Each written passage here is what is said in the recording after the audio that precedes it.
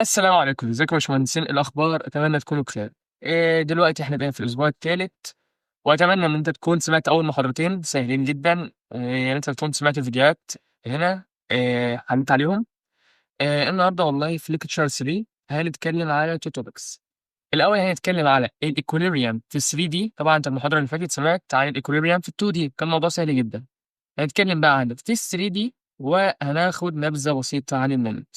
طبعا انت لو كنت ثانويه عامه فانت عارف المومنت اللي هو خلال العزم. اعتقد انت ما خدتش الايكوليبريم في 3 دي في ثانويه عامه، او ممكن خدته بس خدت ايه، نبذه بسيطه عنه. المهم، إيه النظام بقى بتاعنا عشان ان شاء الله نكمل بقى اخر الترم فيه؟ ان احنا كل اسبوعين هبعت لك فورم على قناه الواتساب اللي هسيب لك اللينك بتاعها في الديسكربشن، عشان اي حد بقى عنده سؤال نجاوب عليه في لايف كل اسبوعين. ليه بقى؟ عشان اغلب الافكار احنا بنحلها هنا، وممكن انت تسال المعيد بتاعك وكده. انما لو في حاجه بقى واقفه في ايدك وانت بجد عايز تفهمها كويس، فاحنا نفتح لايف ساعه ندردش فيه. ابعت لك فورم تبعت عليه الاسئله اللي انت عايزها وندردش فيها ايه في اللايف ده. لسه طبعا هنحدد مواعيده وكده، بس ان شاء الله ده اللي هتكون النظام بتاعنا. والنظام اللي باقي الترم برضه هيكونوا فيديوهين: فيديو في اول الاسبوع ما هو الا شرح او مراجعه على الشرح، ونحل فيه مسألتين بساط. والفيديو التاني هيبقى مسائل كويزات، مسائل بقى يعني في ليفل كويس. نبدأ كلامنا بسم الله والصلاة على النبي، ونقول اللهم انفعني بما علمتني وعلمني ما ينفعني وزدني علما. بسم الله الرحمن الرحيم. هنبدأ كلامنا على الإيكوليبريم في ال 3 دي.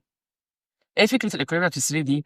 الإيكوليبريم يعني اتزان. دلوقتي أنا عندي شكل 3 دي وعايز إن أنا أعمل له اتزان، فالفكرة كلها نفس فكرة ال 2 دي. في ال 2 دي والله لو كانت مسألة كانت 2 دي، أنت كنت بتقول والله إن الار إكس يتساوي صفر والار واي بتساوي صفر. حلو. وكانوا أقصى عدد للمجاهيل كان 2 unknowns. كلام جميل. طب في ال 3 دي والله مفيش أي اختلاف، هو الار إكس بصفر والار واي بتبقى بصفر، ومعاهم بقى كمان يكون الار زد بصفر. طب ده معناه إيه؟ معناه إن الماكسيمم unknowns كام؟ 3 unknowns. تمام؟ ده كده كل فكرة الإيكويليبريم في ال 3 دي. الفكرة كلها إن الشكل هو اللي بيبقى صعب شوية. جميل؟ ممكن يجيب لك أغلبه بيكون تنشن، وممكن يجيب لك إيه؟ سبرينج، وفي فورس في السبرينج. ماشي؟ بس قبل ما نكمل كلامنا محتاجين نعرف إيه هو الكروس برودكت. أنت لو كنت ثانوية عامة فأنت عارف كروس برودكت اللي هو الإيه؟ اللي هو الضرب الاتجاه. يعني إيه أصلًا ضرب الاتجاه؟ يعني قلنا ده كده F1 وده كده F2 وفي بينهم زاوية θ. F1 كروس F2 هو حاصل ضربهم اتجاهيًا، اللي هو من F1 لF2 كده. فاكر أنت مع عقارب الساعة وعكس عقارب الساعة اللي هو كده، من الأول للتاني في اتجاه متجه عمودي على ال2 vectors. تمام؟ فهو بيساوي إيه؟ بيساوي والله F1 F2 sin θ، ده كده الماجنتيود بتاعه في الunit vector العمودي عليهم، عشان إحنا محتاجين نطلّع ده كvector مش كmagnitude. الdot product كان بيطلّع لك magnitude، إنما ده عايزه vector. فالvector هييجي إزاي؟ في الunit vector ده. طب هل أقدر أحسب كده؟ طب ماشي، ممكن معايا الF1 والF2 ممكن كمان معايا الθ، بس هل أقدر أجيب الunit vector العمودي؟ أكيد مش هيدّيه لك، فاهم؟ طب هاتصرّف أنا إزاي؟ يعني هاعملها إزاي برضه؟ والله بُص، فاكر الdeterminant اللي هو المحدد؟ هنقول كده الF1 cross F2 بيساوي إيه؟ اعمل كده، كده. هتقول والله I J K، تقول والله ده F1X F1Y F1Z اللي هو الX component وY component والZ component لF1، وتحت هنا هتكتب F2X وF2Y وF2Z اللي هو الX والY والZ component لF2. وكنا بنفك المحدد إزاي؟ لو أنت فاكر كنا بنقول هنا موجب، سالب، موجب، وعايزين الI، فإحنا كنا بنخبي الصف ده والصف ده، العمود والصف، ونقول والله كده ناقص كده. فكنت بتقول والله إن هي بتساوي F1Y في F2Z ناقص F1Z في F2Y، كل ده في اتجاه الI direction. طب في الJ، في الG والله بُص يلاقي في سالب برّه، عشان إحنا حاطين عليها فوق سالب أهي، ففي سالب برّه وتعمل كده، هتخبي العمود والصف، فيبقى F1X F2Z ناقص F1Z F2X، اللي هو F1X بF2Z اللي هو طرفين ناقص وسطين، ناقص F1Z في F2X، ده في الJ direction. طب الK والله كي هتخبي ده وده، فهيكون f1x في f2y ناقص f1y في f2x. طبعا بيكون ارقام الموضوع بيكون سهل يعني، بس انا ايه بقوله لك كايه كوجهيه. المهم كرموز قصدي. فكده انت جبتوا ايه؟ الاي والجي والكي. تمام. في طريقه على الاقل هنتكلم عليها دلوقتي. المهم، طب دلوقتي بعد ما جبته بقى كايه كفيكتور أهو، كده جبنا f1 بلس f2 كفيكتور. لو انا عايز اجيب اليونت فيكتور اجيبه ازاي؟ بص، ده بيساوي ان، ده بيساوي المتجه العمودي. حلو. هو اللي احنا جبناه ده كده كله، ده وده وده، ده كله بيساوي ان. تمام. دلوقتي عايز اجيب اليونت فيكتور، فلو نجيب اليونت فيكتور ازاي؟ المتجه على الماجنتيود، فده بيساوي الان كمتجه اللي هو ده وده وده على الماجنتيود بتاعه. كده احنا جبنا الايه اليونت فيكتور العمودي. تاني، اليونت فيكتور العمودي هيساوي الفيكتور ده بالاي والجي والكي ده على الماجنتيود بتاعه اللي هو الايه الجذر بتاعهم. بس كده انت قدرت تجيب اليونت فيكتور. حلو. بس هو ساعات ممكن يطلب منك اليونت فيكتور او يطلب كومبوننت باليونت فيكتور، بس نادرا لما بيعمل كده. غالبا بيبقى الشغل كله ان انت هتعمل كروس برودكت عشان تجيب المومنت، وده اللي احنا هنتكلم عليه دلوقتي. بس قبل ما نخش في المومنت، عايزين نتكلم ازاي بنعملها على الاله. بص، مش عارف باينه ولا لا.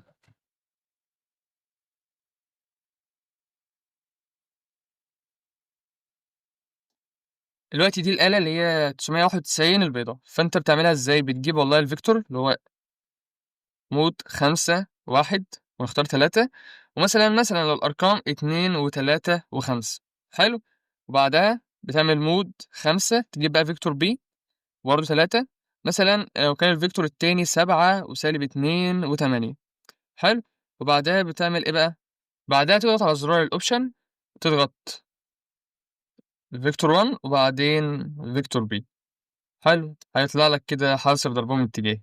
دي طريقه سهله جدا عشان تعملها ايه على الاله. طبعا لو السؤال مقالي بيتهيألي مش هينفع تعملها كده على الاله، انما لو تشويسز فالموضوع هيكون اسهل ليك. تمام. كده احنا اتكلمنا على الكروس برودكت. اخر بقى حاجه هنتكلم عليها قبل ما نبدا بقى في الحل وهو المومنت. المومنت يعني ايه؟ المومنت يعني العزم. طب بيتحسب ازاي؟ بص، لو احنا عندنا ده كده فورس، هنا مثلا على نقطه A وهنا نقطه B، وهو طبعا مش هيديك الفورس كفيكتور. هو مثلا ممكن يديك نقطه A و B، وانت تجيب اي بي، بعدين تجيب اليونت فيكتور، بعدها تجيب الايه الاف كفيكتور، هيديك بس الماجنتيود بتاعها. ومثلا في هنا نقطه سي، فاحنا عايزين نجيب والله المومنت اباوت سي. هنجيبها ازاي؟ بص، لازم يكون في فيكتور خارج من سي رايح للفورس، سواء سي اي كده او سي في كده عادي. حلو. فالمومنت بيساوي سي اي كروس الفورس. ممكن برضو يكون بيساوي سي في كروس الفورس. اهم حاجه ان هو يبدا بالنقطه اللي احنا عايزين نجيب بيها المومنت. يعني لازم المومنت يكون الفيكتور اللي رايح من نقطه لحد الفورس كروس الفورس. تمام. في معلومه لازم تكون في بالك، ان لو هو عايز المومنت حوالين الاي او المومنت حوالين البي، فده بيساوي صفر. عشان اي نقطه بتمر بفورس المومنت حواليها بيساوي صفر، عشان هي اكيد مش هيعمل حواليها دوران. يعني هي النقطه اصلا على الفورس، هيعمل دوران حواليها ازاي او هيأثر عليها ازاي؟ ده هي عليه اصلا. تمام كده. دي كده ريفيجن سريعه على ليكتشر 3. ده المفروض الحاجات اللي اتشرحت في المحاضره. واتمنى ان انت كنت سمعتها، يعني بجد اتمنى كنت سمعتها او حضرتها. دلوقتي بقى هنحل 3 مسائل من الشيت او مسألتين. بسم الله الرحمن الرحيم. اول مسألة حلها من شيت الكود بتاعها 3.10. طبعا هسيب لك الصورة بتاعتها كالعادة يعني، وكل الأسئلة اللي حلها هسيبها لك في ملف في على الدرايف في الديسكربشن. بص، المسألة شكلها ازاي؟ ممكن يكون بس شكل المسألة خوف شوية، بس هي تكنيك واحد وبيتكرر. تمام. بترسم الاكس والواي والزد، بعدها قال لك ان في فورس لتحت ب 300 نيوتن، وفي 3 كيبلز اي بي هنا كده، اي بي هنا كده عشان يبان، و اي سي هنا مثلا كده نقطة سي، وهي نقطة دي هنا. حلو. طبعا دي نقطة ايه؟ دي نقطة دي. ونطول الواي والاكس. ها، بسم الله. عامل لك شويه زوايا دي ممكن اللي تلخبطك شويه، وفي الامتحان مش بيعمل شكلها كده، ده هو بيعملها لك الفا وبيتا وجاما وفاي وكده، وبعدين يقول لك ان الفا بكذا وبيتا بكذا وجاما بكذا عشان تتلخبط اكتر. المهم، بسم الله. حلو. عايزين نركز ان احنا شغلنا كله هيكون على الثلاثه كيبل دول، فاحنا عايزين كل الفكره ان احنا نجيبهم كفيكتور ونكتب حته السؤال. تمام. ازاي بقى نجيبهم كفيكتور؟ عايزين نهبط. اول حاجه اي بي. اي بي سهله جدا على الاكس اكسيس، مفيش فيها اي مشاكل، فهي بتساوي الفورس في الاكس اكسيس بس. ماشي. المشكله في الاي سي والاي دي. الاي سي والله عمل لك ان الانجل دي كده، الانجل اللي هي دي كده ب 60 درجه، وبعدين قال لك ان الانجل دي ب 30 درجه، لان بالظبط قوي في الرسمه دي، بس دي 60 ودي 30. وفي الدي قال لك ان ده 45 وده ب 60، والزاويه دي كده ب 120. كلام جميل. فدلوقتي احنا عايزين الاي بي والاي سي والاي دي. زي ما قلت لك الاي بي احنا ممكن نسميهم تنشن 1 تنشن 2 تنشن 3 عشان نسهل على نفسنا الكتابه. فهنا مثلا اهو الاي بي ده احنا هنفرضه ب تي 1، الاي سي هنفرضه ب تي 2، والاي بي هنفرضه ب تي 3 عشان ايه يبقى اسهل في الكتابه. المهم، فهو والله الاي بي كل الفكره اللي فيه ان هو تنشن 1 في الاكس وصفر وصفر. عندك اي اعتراض؟ هو مفيش الا فورس في الاكس، مفيش لا في الواي ولا في الزد. نيجي للاي سي. عايز اسالك بقى سؤال، الاي سي انهي نوع من انواع اللي احنا خدناها في الاساسيات؟ هل مثلا هي الكوردينيت، ولا هي الثلاث انجلز، ولا التو انجلز بس، ولا ريزوليوشن، قصدي بروجيكشن؟ فدلوقتي المساله ديت مساله البروجيكشن. الانجل 60 ده بين الجزء مثلا اللي احنا هنسميه ايه ايا يكن اي ام ده، اي ام والزد. فالزاويه 60 احنا هنفرض ان احنا تاني بنشتغل على تو اكسس بس اللي هم الاي ام والزد. فاحنا هنفكها ازاي؟ هنقول ان الاي ام، هنقول لك بالراحه، الاي ام بيساوي الاي سي اللي احنا خلاص هنسميها تي 2، تي 2 كوزاين 60، و الزد، زد الكومبوننت بتاعها بيساوي تي 2 ساين 60. عندك اعتراض؟ اللي احنا ايه عملنا ريزوليوشن هنا وعلى الزد. بعد ما عملنا بقى ريزوليوشن على الاي ام عايزين نفكها الاكس والواي. طبعا هي مش باين الاكس، يساوي الاكس المفروض هنا كده، ده النيجاتيف اكس. هو بالظبط في الرسمه، بس في الرسمه باين ان هو كويس يعني. المهم، عايزين بقى نجيب الاي ام اكس والاي ام في الواي. ماشي. فاحنا والله هنقول ان الاي ام هيكون في اتجاه الاكس، هيبقى بيساوي ايه؟ هيساوي تي 2 كوزاين 60 ده اساسي. بعدين هل هناخد ال 30 ده كوزاين ولا الساين؟ لا هناخدها ساين، عشان هي ال 30 دي مع الواي. فساين 30. طب موجب ولا سالب؟ لا سالب عشان هو لورا. كلام جميل. طب الاي ام في اتجاه الواي هيساوي طبعا زي ما قلنا تي 2 كوزاين 60. بعدين عملنا ريزوليوشن، عملناها بكوزاين 30 عشان هي جنب الواي. هنا ده الواي. موجب ولا سالب؟ لا والله موجب عشان ده ايه الواي موجب. عايزين بقى نفكها. والله انت قلت في الاكس نيجاتيف تي 2 كوزاين 60 ساين 30. بعدين قلت في الواي موجب تي 2 كوزاين 60 كوزاين 30. وفي الزد تي 2 ساين 60 ده. كلام جميل. طب نيجي للدي. فهمت ده كويس؟ لو ما فهمتهاش عادي تاني، ولو ما فهمتهاش زي ما قلت لك ترجع الفيديو السريع عشان تفهم مساله البروجيكشن دي كويس.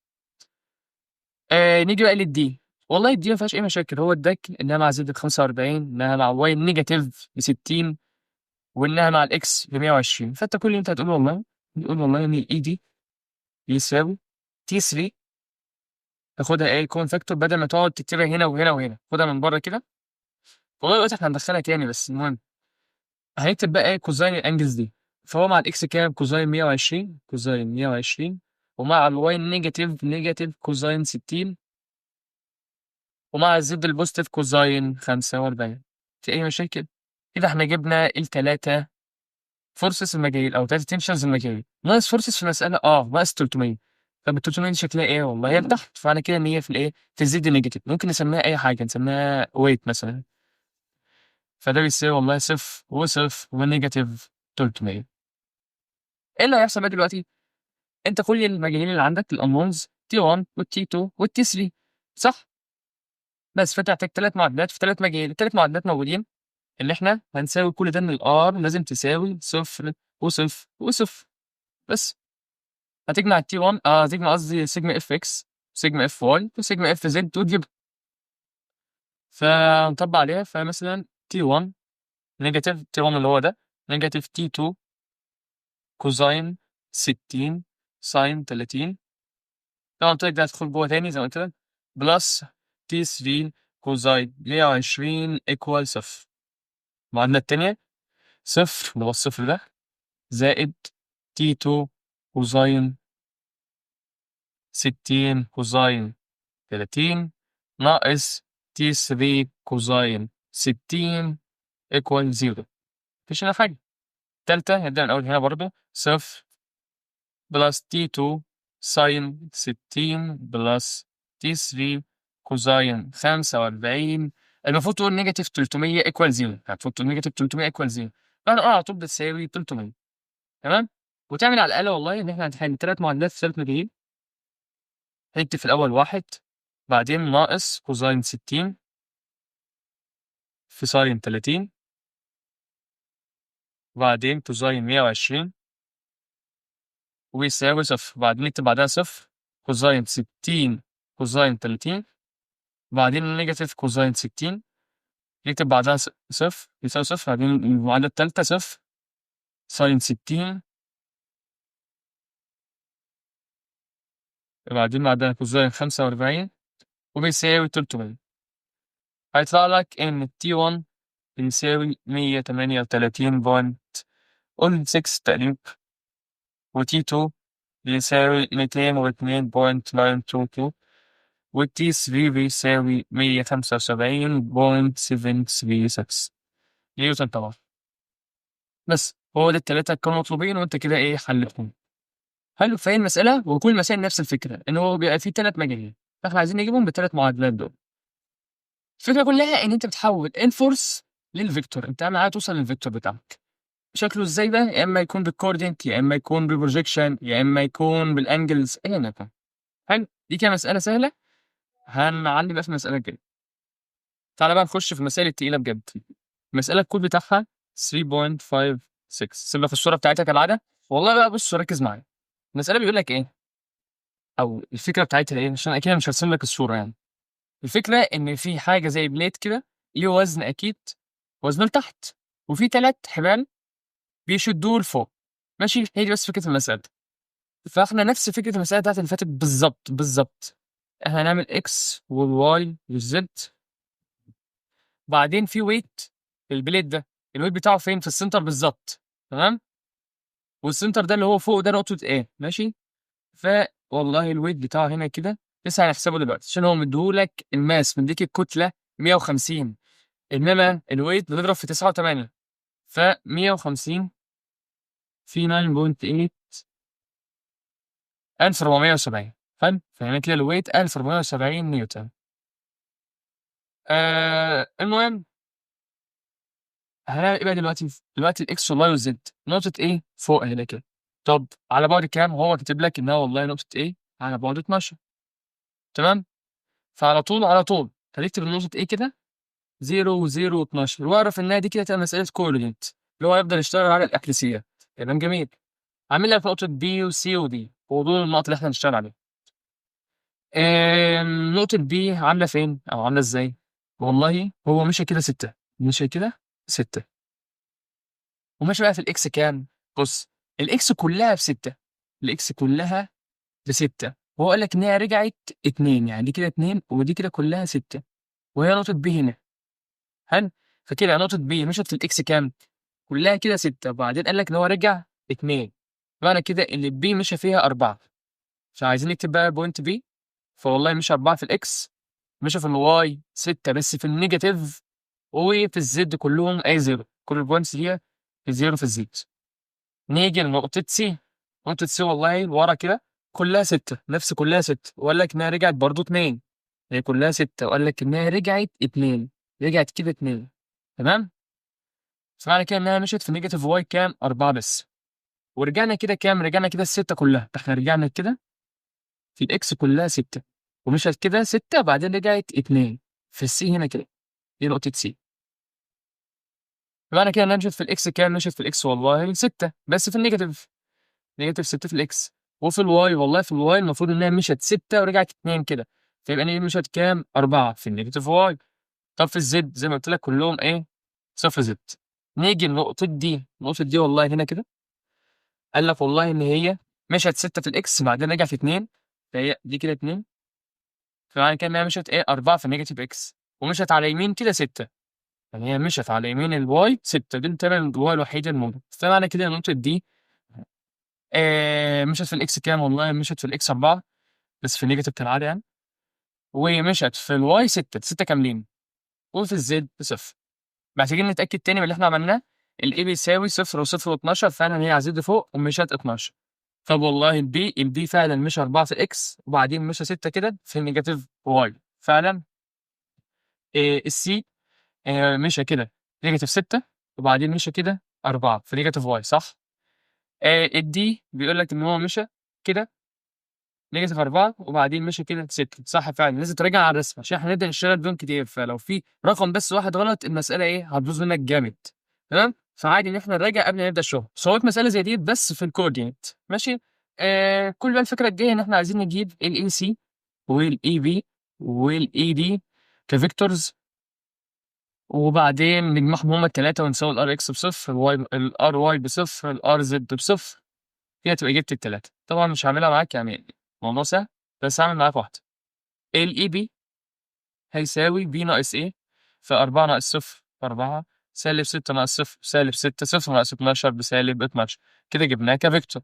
هتجيب الماجنتيود بتاعها هيساوي روت 4 سكوير بلس 6 سكوير بلس 12 سكوير، طبعا السالب مش هتفرق يعني عشان دول سكوير، هيساوي 14. فيبقى اليونت فيكتور بتاع الاي في هيساوي 4 على 14 كوما نيجاتيف 6 على 14 كوما نيجاتيف 12 على 14. طبعا اجيبها لك بقى بسرعه. فاحنا لما نيجي نكتب طبعا هنفرض دي تي 1 وتي 2 2 3 عشان نسهل على الكتابه يعني. فكده والله ان التي 1 او اللي هي الفورس بتاعت الاي دي هيساوي تي 1 في 4 على 14 نيجاتيف 6 على 14 ونيجاتيف 12 على 14. طبعا عايز تبسط يعني مش تفرق، وهتكرر الحوار ده 3 مرات. هتجيب التي 1 كده، جبت التي 2، تجيب التي 3، ما تنساش الويت اللي هو 1470، ما تنساش في الاخر اللي هو هنكتب كده ويت بيساوي صفر وصفر ونيجاتيف 1470 عشان هو لتحت. وبعدين كل ده كده هيبقى المفروض ان الريزلتانت بيساوي صفر وصفر صفر. تكتب 3 معادلات 3 مجانين يطلع لك تي 1 وتي 2 وتي 3. مشكلة المسألة دي كلها إن أنت تفهم إن أكيد الويت هيكون في السنتر بالظبط، وما تنساهوش، وما تنساش تضرب في 9 و8. تاني حاجة إن أنت تجيب الكوردين بالظبط، بس كده دي فكرة المسألة.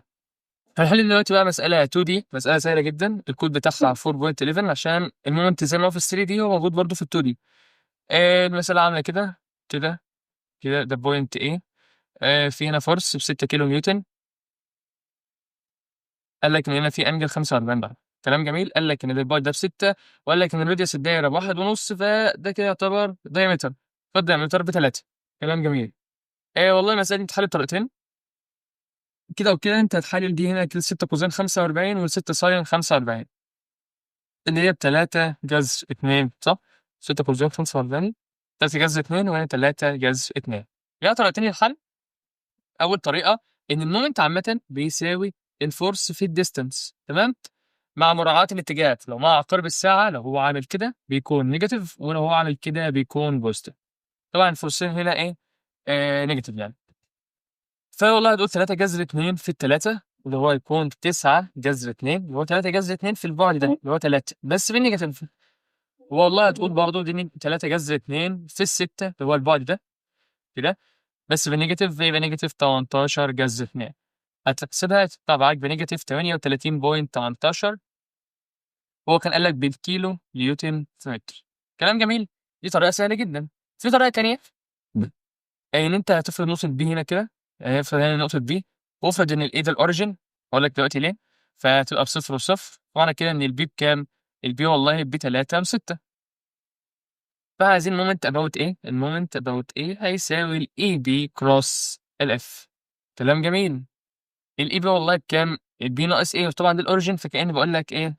البي كروس الاف. الاف والله مشت كده 3 جذر 2 ونزلت لتحت نيجاتيف 3 جذر 2. طب الكروس برودكت في ال 3 دي قلنا بنعمل ايه؟ ديترمينانت. طب في ال 2 دي والله بيكون طرفين ناقص وسطين، ناقص دي في القانون، فهيبقى نيجاتيف 9 جذر 2، ونيجاتيف من غير ما تفكر، 6 في 3 ب 18 جذر 2. فدي بسيط اهي، هي دي. فدول كده طريقتين ازاي بتجيب المومنت 2 دي. هيبقى دلوقتي مسألة من كوزات السنين اللي فاتت، مسألة كويسة. بسم الله الرحمن الرحيم، عايزك تجهز نفسك بقى وتفوق وتركز وبص. دي مسألة شبه اللي هتجيلك في كوز 1 إن شاء الله، وأنت دلوقتي في الأسبوع التالت، لو أنت بتتفرج عليه في التالت يعني مجتهد، فهي كمان أسبوعين. دي شبه المسائل اللي هتجيلك بالظبط. إحنا كان جالنا واحدة شبهها يمكن أصعب سيكة، وهحلها معاك في الفيديو الجاي إن شاء الله. هو زي ما هو هنا مديلك كام فورس، والله قال لك كيس 1 في 3 فورسز، اف ب 190 نيوتن، البي ب 247، الكيو ب 322 نيوتن، اقرب لايت ات ايه 4 5 ب 49 درجه. زي ما قلت لك هنا مش بيكتب لك الزوايا في الرسمه، بيكتب لك فاي وسيتا وكده، عشان انت بتكون نماذج. يعني ممكن الدكتور يعمل حوالي 10 او 20 نموذج، فهو هيسيبهم بفاي وسيتا، بس في السؤال بيغير الارقام. وكيس 2 فكك من كيس 2 دلوقتي، نركز على كيس 1. عايزين نرسم الرسمه ونركز. طبعا انت في الامتحان مش هترسم الرسمه قوي، انت ممكن ترسمها كروكي وتشتغل على الرسمه اللي ادالك في المساله، بس بايه بقى؟ بقلم رصاص، عشان هتقعد تمسح كده. خلي بالك اول انت تشتغل يعني. والله قال لك ان هنا في بوينت A على بعد 12، فعلى طول على طول هتكتب ان بوينت A بزيرو وزيرو و12. كلام جميل. بوينت B ما فيش عليها اي حدسيات، مش هنقدر نجيب منها اي حاجه. بوينت B والله مكانها هنا كده، وقال لك اهي في هنا كده فورس، وفي هنا انجل، دي انجل سيتا، بعد انجل سيتا هنعمل لها انجل فاي. دي كده مساله الايه؟ دي مساله البروجيكشن. قلت لك اشهر مساله كده كده بتيجي دايما يعني. تالت او تاني فورس تبقى ايه؟ هنا اهو. طبعا دي بوينت بي، دي بوينت سي. قال لك ان البعد ده كده ب4، والبعد ده كده ب6، ودي بوينت سي. تمام جميل. وقال لك ان الفورس جايه من الاي للسي، اسمها كيو.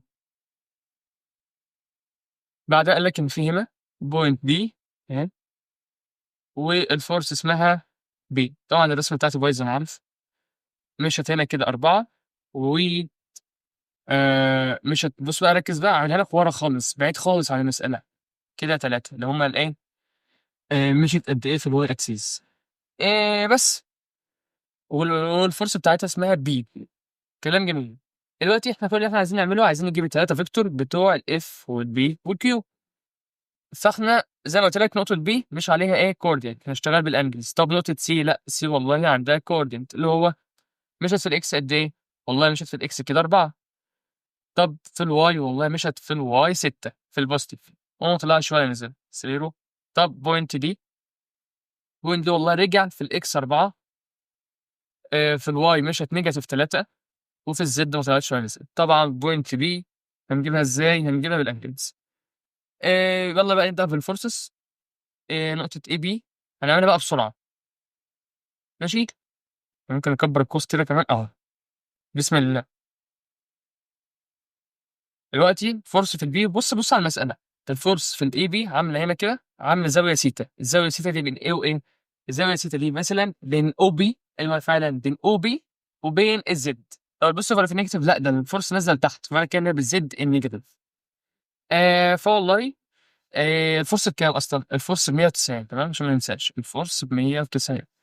فوالله الفورس كوزاين سيتا هيديك ده كده، اللي هو هيتعمل له تاني ريزوليوشن مع الاكس والواي.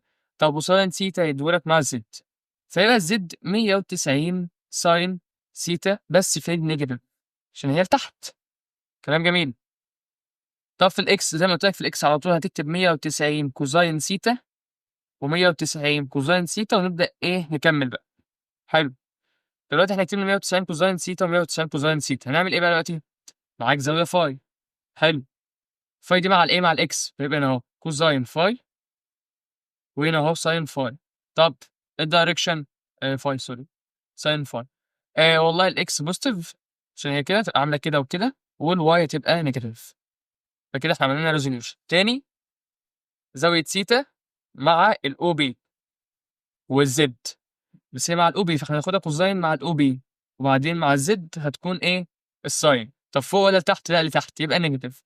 بعدين هنا يبقى كوزاين وهنا كوزاين، بعدها معاك فاي اهي، هتعمل ريزوليوشن تاني مع كوزاين فاي مع الاكس وساين فاي مع الواي، طب الاكس بوزيتيف والواي نيجاتيف. كلام جميل. هنجيب، نقلب بقى الصفحة. هنجيب بقى دلوقتي الاي سي هيساوي كام؟ والله الاي سي هيساوي سي ناقص ايه، هيكون 4 6 نيجاتيف 12. هتجيب والله الماجنتيود بتاعه لما تيجي تحسبها هيطلع لك ب 14، فيبقى اليونت فيكتور، اليونت فيكتور بتاع الاي سي هيساوي 4 على 14 6 على 14 نيجاتيف 12 على 14. كلام جميل. فيبقى الفورس بتاعت الاي سي بتساوي كام؟ طبعا اللي فاتت كان المفروض اكتب انها ايه، فورس اي بي، ماشي. فورس اي سي بكام؟ والله هو اداك الفورس بكام؟ ان هي الكيو، اداك الكيو ب 322، فده يساوي 322 في 4 على 14 كوما 6 على 14 كوما نيجاتيف 12 على 14، اللي هو هيساوي 92 كوما 138 كوما نيجاتيف 276. كده احنا جبنا الفورس اي سي. هنجيب فورس الاي دي نفس اللي فاتت بالظبط، كل اللي احنا هنعمله هنجيب الاي دي تاني والماجنتيود بتاعها وبعدين يوت فيكتور. طب تعالى نجيبها تاني كده. الاي دي بكام؟ الاي دي والله هيكون بسالب 4 سالب 3 سالب 12، والماجنتيود بتاعه تيجي نجيب السكوير روت هيطلع بنفس ال 14. تجيب اليونت فيكتور بتاع الاي دي هيساوي نيجاتيف 4 على 14 نيجاتيف 3 على 14 نيجاتيف 12 على 14. فلما تجيب بقى الفورس، هنجيب بقى الفورس على طول، هنضرب على طول مره واحده. الفورس اللي هي الاي دي، هو اداك الفورس بكام؟ اداك الفورس والله بكام؟ ب 247. فنقول والله 247. لا سوري انا اتلخبطت. المفروض نيجاتيف 4 ونيجاتيف 3 ونيجاتيف 12 هيكون ب 13 مش ب 14، فتبقى هنا كده 13 13 13. ده مشكله السرعه.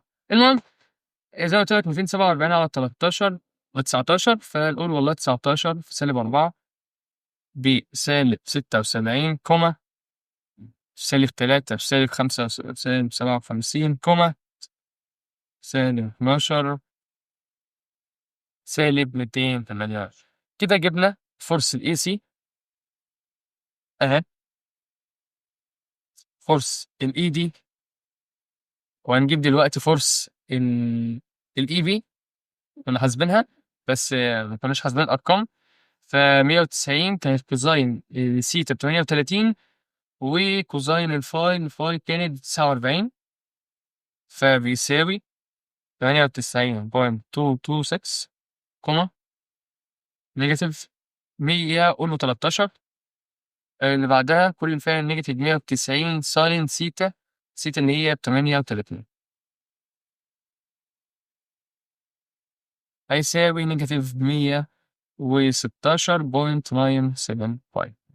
والله كده جبنا الثلاثة فورسز. كل اللي احنا بقى نعمله دلوقتي ايه؟ بص قبل ما نكمل شغل، بص عايز مثلا بص على التشويزز. قال لك عايز الاكس كومبوننت اوف كيو. كيو دي ان هي كانت انهي فورس فيهم؟ كيو دي كانت الفورس بتاعت السي، الفورس بتاعت الاي سي. فين الاي سي؟ الاي سي اهي. هو عايز الاكس كومبوننت، فاللي هو ب 92 موجود فعلا اختيار ايه. دي كده اول سؤال. تاني سؤال عايز الزد كومبوننت اوف بي. بي ده اللي هو كان الفورس بتاع الدي، فعايز الزد كومبوننت هو نيجاتيف 228، موجود اختيار سي فعلا. عايز بيتا اوف اف. اف ده اللي هو المفروض بقى اي بي، عايز البيتا. زي ما قلت لك بنجيب البيتا ازاي؟ البيتا هيبقى نيجاتيف او شيفت كوزاين، هو كوزاين انفرس نيجاتيف او تكتب 113 على الماجنتيود بقى بتاع الاي بي اللي هو اصلا بالفورس. الفورس بكام؟ ب 190. 190 هيبقى شيفت كوزاين 113 على 190، فتبقى الانجل ب 53. هل ده صح؟ لا مش صح، عشان احنا عايزين الانجل اللي هي 180 ناقص، يعني عشان هي بالنيجاتيف، ف 180 ناقص 53 ب 126 ونص. موجوده في الاختيارات، موجوده فعلا اختيار بي. كلام جميل. عايز resultant magnitude.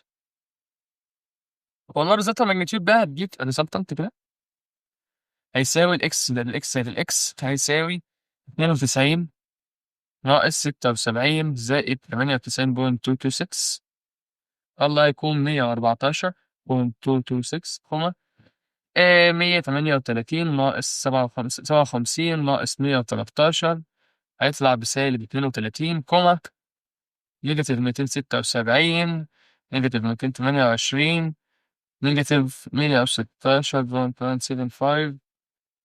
هيطلع معاك نيجاتيف 620.975 هتعمل بقى السكوير روت الانسر سكوير نيجاتيف سكوير 114 سكوير هيطلع معاك يساوي 632.2 ببص الاختيارات اختيار دي كده رابع سؤال بدأ يقول لك بقى عايز كيس 2 نرجع بقى نشوف المسألة كيس 2 دي بتقول ايه اصلا قال لك والله كيس 2 ان 3 forces have a resultant 759 along النيجاتيف زد ده معناه ايه؟ معناه ان احنا كأنها مسألة جديدة قال لك والله الريزلتنت فيها بيساوي صفر وصفر ونيجاتيف 759 ده ايه؟ دي كيس 2 دي كيس 2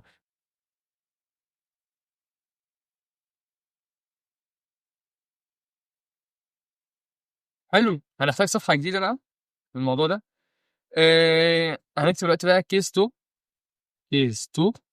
قال لك ان الريزلتنت بصفر وصفر ونيجاتيف 759 كلام جميل هنعمل ايه بقى؟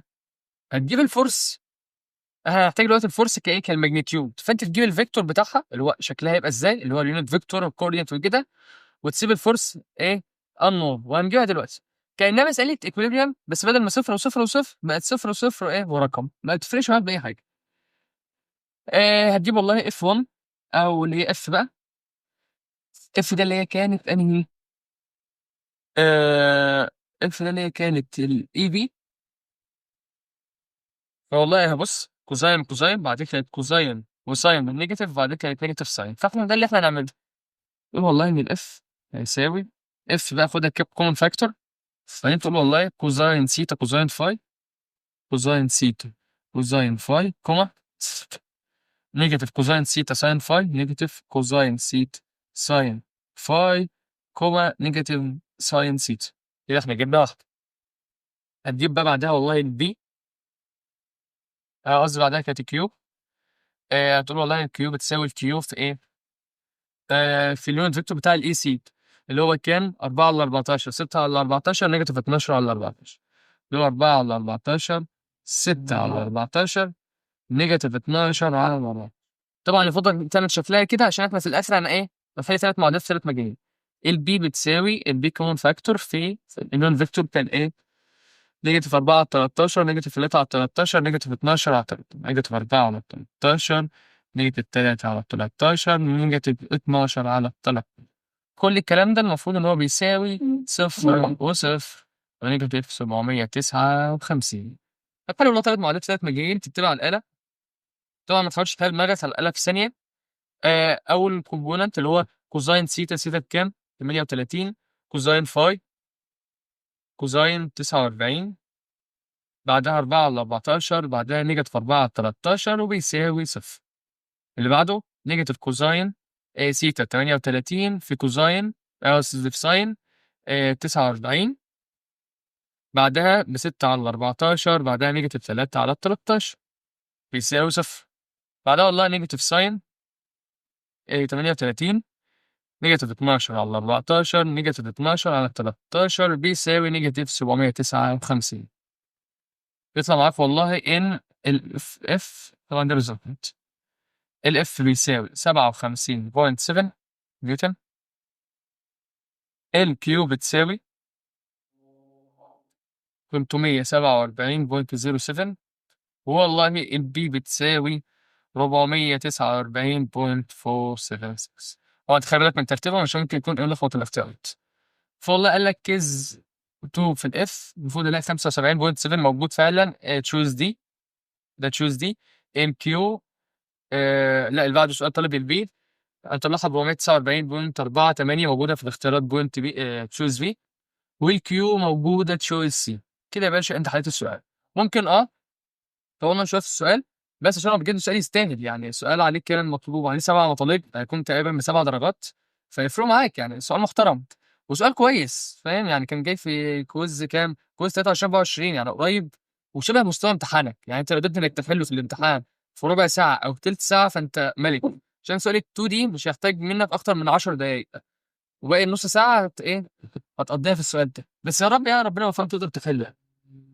آه كده اكتفينا النهارده. ده اللي احنا هينزل في الجزء الاول. الجزء التاني ان شاء الله بقى هيكون مسائل كلها مسائل نفس مستوى الكويزات ده، بلس مساله السنه اللي فاتت اللي هي مهمه جدا بالنسبه لك. اتمنى تكون استفدت. لو عجبك الفيديو ما تنساش اللايك والاشتراك. وفي قناه على الواتساب اسيب لك اللينك بتاعها في الديسكربشن، لو عندك اي سؤال تبعته في الجروب هناك. اتمنى تكون استفدت، ومع السلامه.